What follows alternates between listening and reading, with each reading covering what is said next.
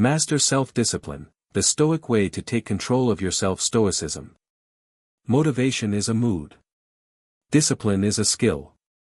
One of them shows up whenever it feels like it, and the other shows up because you built it, brick by brick, on the days you wanted to quit. So ask yourself honestly. When the alarm goes off tomorrow morning, which one are you counting on? If your answer is motivation, then your life is being run by weather. The Stoics had a better way, and in the next few minutes, you are going to learn it. 2,000 years ago, a Roman emperor, a statesman, and a former slave all arrived at the same conclusion. The ancient Stoics, Marcus Aurelius, Seneca, and Epictetus, believed that the person who cannot command himself will always be commanded by something else. By cravings. By comfort. By the opinions of strangers. And here is the part most people get wrong. They think discipline is a cage. The Stoics saw it as the key. In Stoic philosophy, self-discipline falls under the virtue of temperance, or sophrosyne, one of the four cardinal virtues alongside wisdom, justice, and courage. Temperance is not about denying yourself pleasure to prove a point. It is about self-mastery, knowing the right measure in all things, so that nothing external owns you. Epictetus taught that the only true freedom is control over your own mind, because everything else can be taken from you. Think about that. The scrolling you cannot stop. The snooze button you cannot resist. The words you cannot hold back.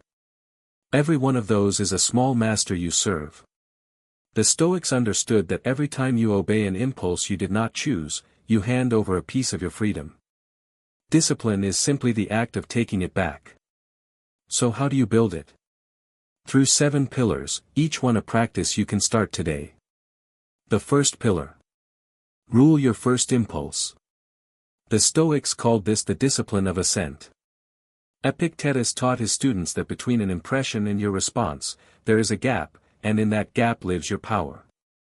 When something provokes you, an insult, a craving, a notification, your mind instantly presents a story.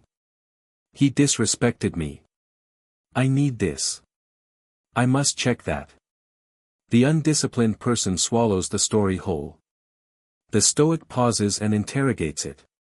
Epictetus advised saying to a harsh impression, in effect, you are just an appearance, and not at all the thing you claim to be.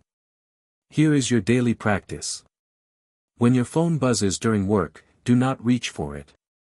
Name what just happened. That is an impulse asking for my assent. Wait 10 seconds. Then decide, deliberately, whether to act. 10 seconds sounds like nothing. But that tiny gap is where self-command is born. Master the pause, and you master the person. The second pillar. Make your bed of discomfort voluntarily. Seneca, one of the wealthiest men in Rome, regularly set aside days to live as if he were poor. Coarse clothes. The cheapest food. A hard bed. Then he would ask himself, is this the condition I so feared? His insight was simple and devastating. We suffer more in imagination than in reality, and the cure is rehearsal. When you voluntarily practice hardship, comfort loses its grip on you, and fear loses its ammunition. Try this. 1 day a week, do something mildly uncomfortable on purpose. Take a cold shower. Skip the sauce and eat plain food. Walk in the rain without complaint. Leave your jacket at home on a cool evening. This is not punishment. It is training. Because the person who has already faced discomfort by choice cannot be threatened with it by circumstance. When hard times come, you will not meet a stranger. You will meet an old sparring partner. The third pillar. Win the morning. Marcus Aurelius, the most powerful man on earth, wrote in his private journal about his own struggle to get out of bed at dawn. He reminded himself that he was rising to do the work of a human being, the work he was made for, and he asked himself whether he was created for warm blankets or for action. If the Emperor of Rome had to talk himself out of the sheets, you are in good company. But notice what he did. He did not wait to feel like rising. He gave himself a reason bigger than his comfort. Here is the practice. Set one non-negotiable act for the first hour of your day. Not 5. 1. Make the bed. Write one page. Walk for 20 minutes. Do it before your phone, before the noise, before the world starts making requests. Why does this matter so much? Because the first victory of the day teaches your mind a lesson it remembers until night. I keep my word to myself. The fourth pillar. Treat every small choice as training. Epictetus was blunt about this. If you want to do something well, you practice it. Nothing great, he said, comes into being all at once, any more than a fig ripens in an hour. He also warned that every habit is strengthened by its corresponding actions. Each time you give in, you are not just losing once. You are rehearsing losing.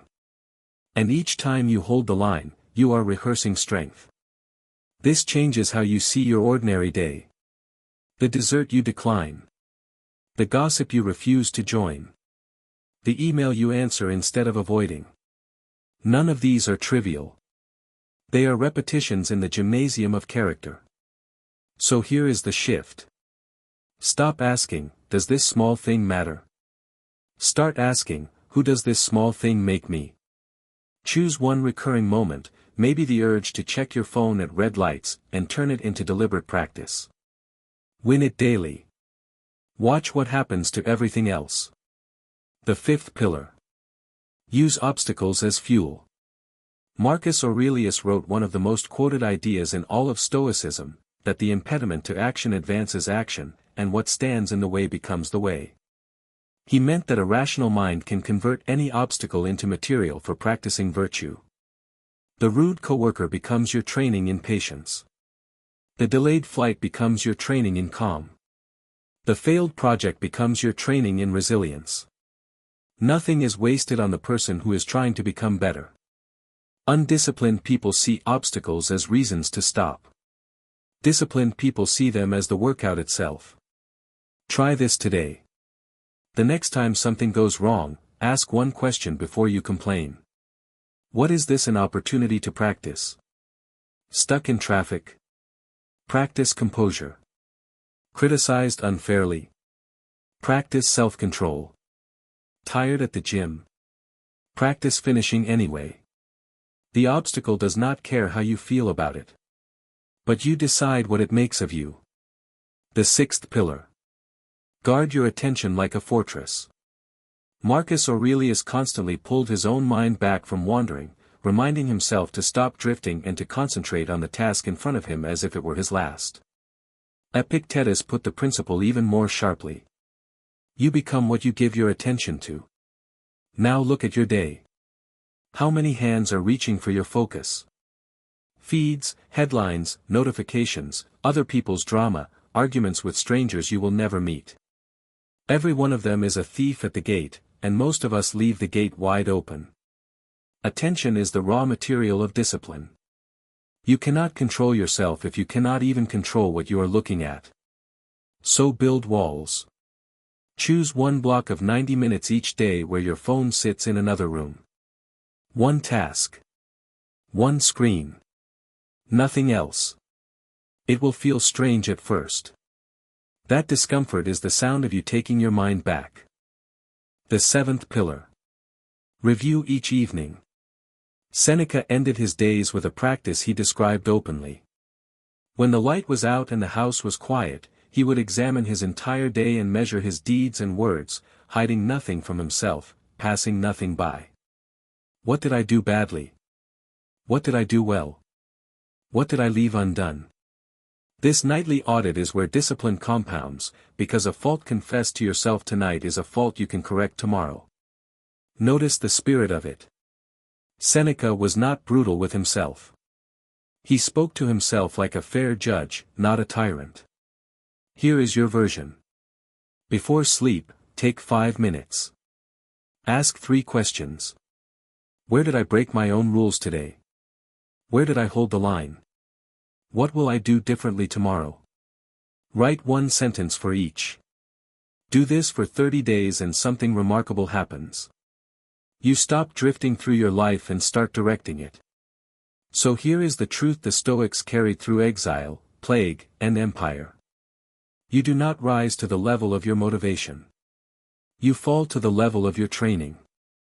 Every pillar you just heard is small enough to start tonight and strong enough to change your next decade. Pause before the impulse. Choose discomfort before it chooses you. Win the first hour. Treat small choices as reps, turn obstacles into fuel. Guard the gates of your attention. Judge your day before you sleep. Nobody is coming to hand you self-control. But nobody can take it from you either, once it is yours. The Stoics did not master the world. They mastered themselves, and found it was the same thing. Your move starts tomorrow at dawn. Actually, no. It starts right now.